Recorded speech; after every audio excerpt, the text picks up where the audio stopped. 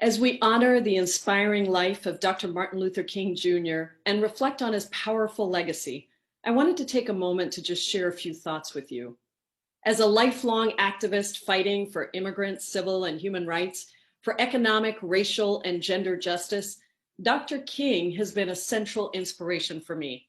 It is his courage and his fight that made my journey possible, the journey of a 16-year-old girl who came to America alone and went on to start Washington State's largest immigrant rights organization, and later became the first South Asian American woman to serve in the House, one of only 14 immigrants currently serving there, and one of only 87 women of color to have ever been elected to Congress.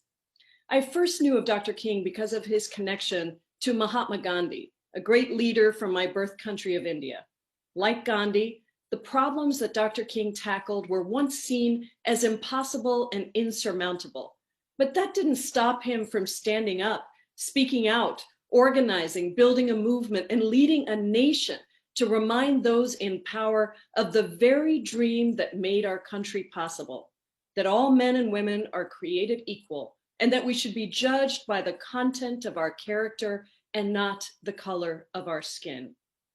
Dr. King followed Mahatma Gandhi's principles of nonviolent resistance, also known as satyagraha, insistence on truth. And that is what Dr. King preached and acted upon: truth about ending segregation and discrimination, truth about ending the war in Vietnam, truth about lifting up working people, truth about defeating poverty, truth about the right to vote, and truth about healing a nation. Ultimately, the truth that we are all better off when we are all better off. If Dr. King were here, he would insist on truth about how this pandemic disproportionately impacts communities of color. He would insist on truth about how frontline workers, those too often called essential but treated as expendable, are disproportionately Black, Brown, Indigenous, AAPI, and immigrant. He would insist on truth about how white nationalists can storm capitals and launch a deadly insurrection without accountability and without being met with force, but Black Lives Matter demonstrators peacefully protesting the murder of a Black man by police yet again are beaten, tear gassed, shot with rubber bullets, arrested, and jailed. And he would insist on truth about the constant attempts to suppress the vote and the voice of people of color. But if Dr. King were here, he would also call on us to have faith in our fight for justice and our organizing.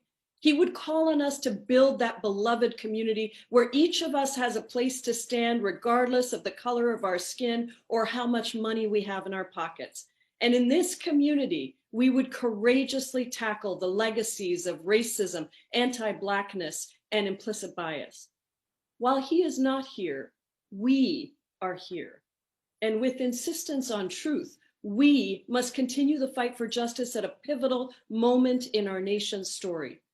Dr. King used to say that there is nothing more powerful than the rhythm of marching feet.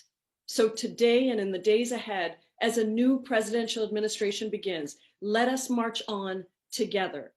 Let us march on for the people's agenda, a vision that centers working people, poor people, young people, Black and brown people, immigrants, Indigenous folks, and those who have been left out and left behind for far too long.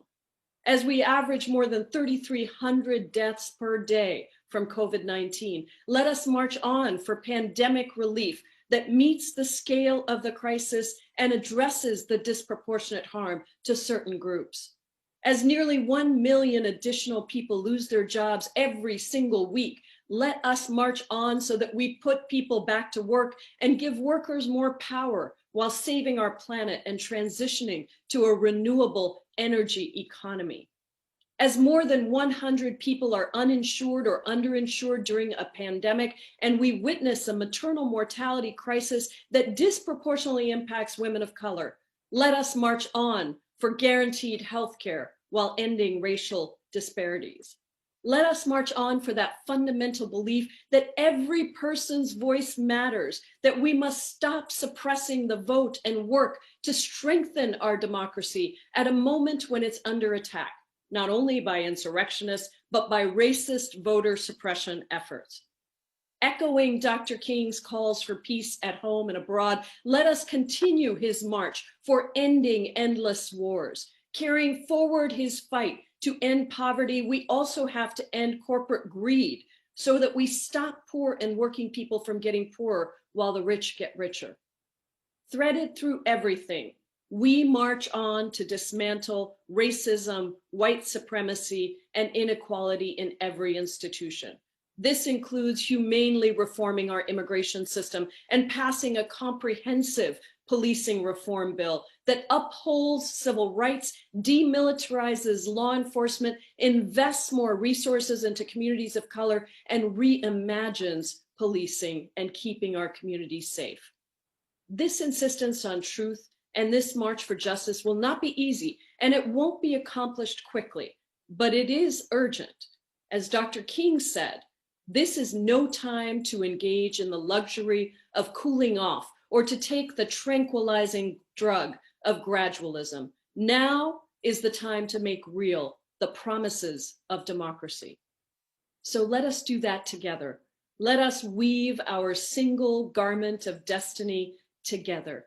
Let us insist on truth and love. Let us organize and stand together for that people's agenda that bends the moral arc of the universe towards justice more quickly.